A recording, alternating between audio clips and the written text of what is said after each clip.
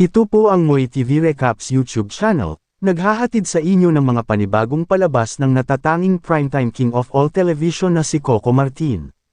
Huwag kalimutang mag-like, share and subscribe sa ating channel para updated kayo sa ating pinapalabas bawat araw. Dahil sa hindi na matiis ni Tanggol ang pamamaliit sa kanya ni Miguelito, bigla niya itong sinuntok at binugbog, galit na galit sa kanya ang mga gerero kaya't pinadampot si Tanggol at ipinakulong. Sa presinto, muling nagharap sina Tanggol at Rigor.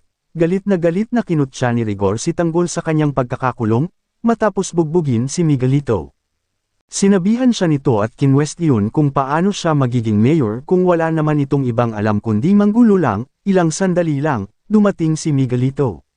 Ginamit niya ang kanyang koneksyon para siguraduhin hindi magiging madali at maging miserable ang buhay niya sa loob. Pagpasok sa loob, pinagtulungan si Tanggol ng ilang preso. Sinubukan niyang lumaban pero masyadong marami ang kalaban. Samantala, kinausap ni Miguelito si David. May inutos siya rito, paglabas ng isa sa mga preso patumbahin ito agad. Nagtaka si David kung sino ang target, pero hindi na siya sinagot ni Miguelito.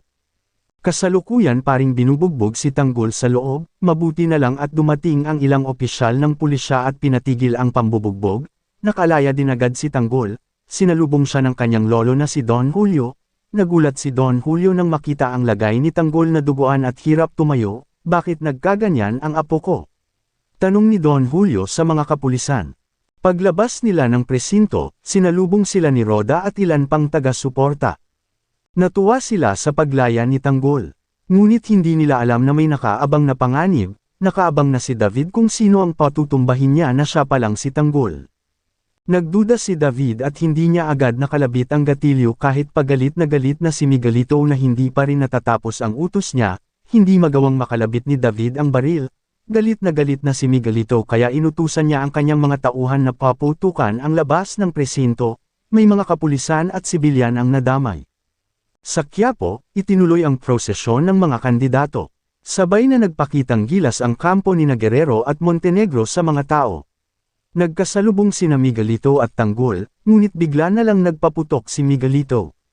Mabuti na lang at nakailag si Tanggol. Agad siyang bumunot at gumanti ng putok.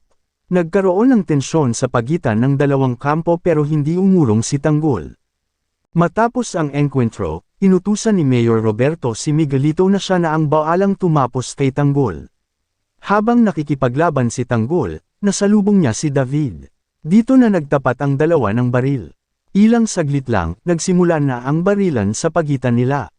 Sa kabuuan ng kabanatang ito, lalong umiinit ang tunggalian sa pagitan ni Tanggol at Miguelito. Sa kabila ng pagkakakulong at pambubugbog kay Tanggol, hindi pa rin nawawala ang suporta ng mga tao sa kanya. Makikita rin na unti-unti nang natitinag ang katapatan ni David matapos siyang utusan ni Miguelito na patayin ang kapatid niyang si Tanggol. Sa gitna ng karahasan, pagtataksil at pamumulitika, patuloy na lumalaban si Tanggol, hindi lamang para sa sarili kundi para sa mga taong naniniwala sa pagbabago. Samantala, hindi rin nagpapahuli ang kampo ng mga gerero at patuloy ang kanilang mga masasamang plano. Para mapatalsik si Tanggol, habang papalapit ang halalan, mas lalong nagiging mapanganib ang laban, may pag-asa kayang manalo si Tanggol laban sa mga gerero. At hindi na ba talaga magkakaayos ang magkapatid na Tanggol at David? Hanggang saan kaya dalhin si David ng kanyang galit kay Tanggol? Ibahagi ang inyong saloobin sa comment section.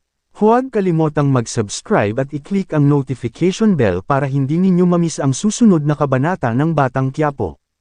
Maraming salamat sa panunod at magkita-kita ulit tayo sa susunod na kwento.